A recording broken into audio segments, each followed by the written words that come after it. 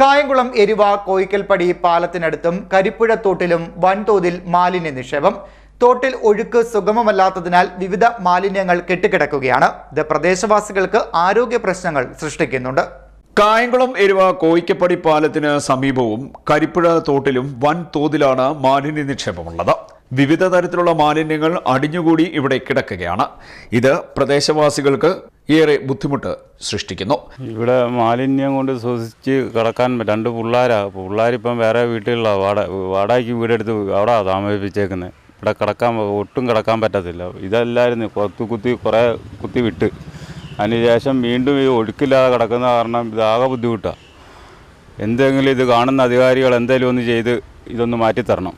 ഇതെല്ലാം മാലിന്യമുണ്ട്. അറവ്, കോഴി, കുപ്പി, സർവ്വ സ്നക്കി, കോഴിയുടെ വേസ്റ്റ്, സർവ്വ വേസ്റ്റും ഉണ്ട്. എല്ലാ വേസ്റ്റും ഇവിടെ കൊണ്ട് തട്ടുന്നത്. അത് ഒഴുക്കുമില്ല, ഒന്നുമില്ല. ഇതിൻ്റെ വാതക്കേന്ന് ഇപ്പോൾ പിള്ളേരെ പോലും ഇവിടെ താമസമില്ല. ഞങ്ങൾ വേറെ ഒരു വാടക വീട് എടുത്ത് അവിടെ അവരെ താമസിപ്പിച്ചേക്കുന്നത്. ഇതിപ്പോൾ 8 മാസം കൊണ്ട് ഇതാ സംഭവം. ഒട്ടും ഇവിടെ കിടക്കാനും വയ്യ, ഇരിക്കാനും വയ്യ. ഇതിലെ വഴിയാത്രക്കാർക്ക് വഴിയാത്ര പോലും പോകാൻ വയ്യ, ആഹാരം കഴിക്കാൻ വയ്യ, കതവ് തുറന്നിടാൻ പറ്റത്തില്ല, വിട്ടില്ല അതിനകത്ത് ചാടി വീഴുന്നത്. അതിൻ്റെ വേസ്റ്റ് ആഹാരം കഴിക്കാൻ വയ്യ, ഒന്നും വയ്യ. കായംകുളം നഗരസഭ 11, 12, 13 വാർഡുകൾ വരുന്ന പ്രദേശമാണിത്. ഇവിടെ തോട്ടിൽ മാലിന്യ കൂമ്പാരമാണ് ഉള്ളത്.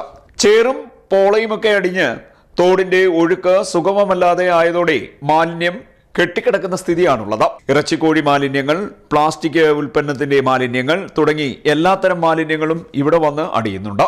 ഈ പാലത്തിലെ വേസ്റ്റുകളും മറ്റ് ഭക്ഷണാവശിഷ്ടങ്ങളൊക്കെ കൊണ്ടിടുന്നത് കൊണ്ട് ഭയങ്കര സ്മെല്ലാണ്. ഞങ്ങൾക്ക് പഠിക്കാനോ മറ്റു കാര്യങ്ങളൊന്നും ചെയ്യാൻ സാധിക്കാത്തൊരവസ്ഥയാണ്. വീടുകളിൽ ഇവിടെ ഒഴുക്കില്ലാത്തതുകൊണ്ട് തന്നെ മാലിന്യങ്ങളെല്ലാം ഇവിടെ കെട്ടിക്കിടക്കുവാണ്.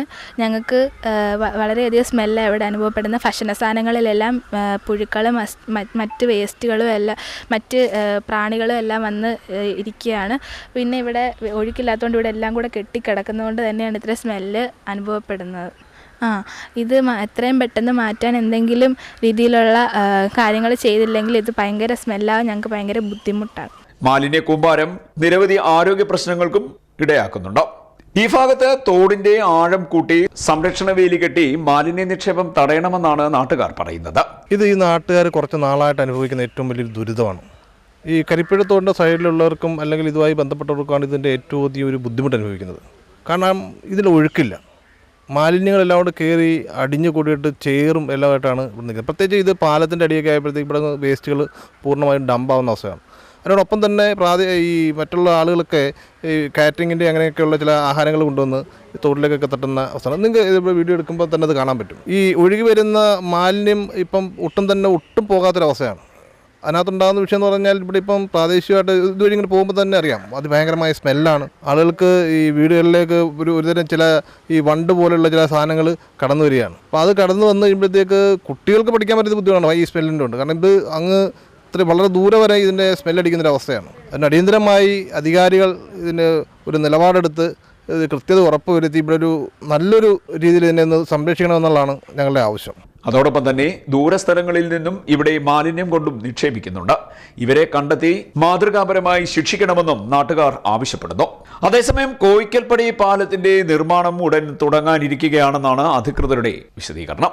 ഇതോടെ ഈ ഭാഗത്തെ പല പ്രശ്നങ്ങൾക്കും പരിഹാരമാകുമെന്നും അധികൃതർ പറയുന്നുണ്ട്. എന്നാൽ നാട്ടുകാർ പറയുന്നത് ഇപ്പോൾ അടിയന്തരമായി മാലിന്യം നീക്കം ചെയ്യാനുള്ള പ്രവർത്തനം ആരംഭിക്കേണ്ടതുണ്ടെന്നാണ്. CDNet news, Kayamkulam.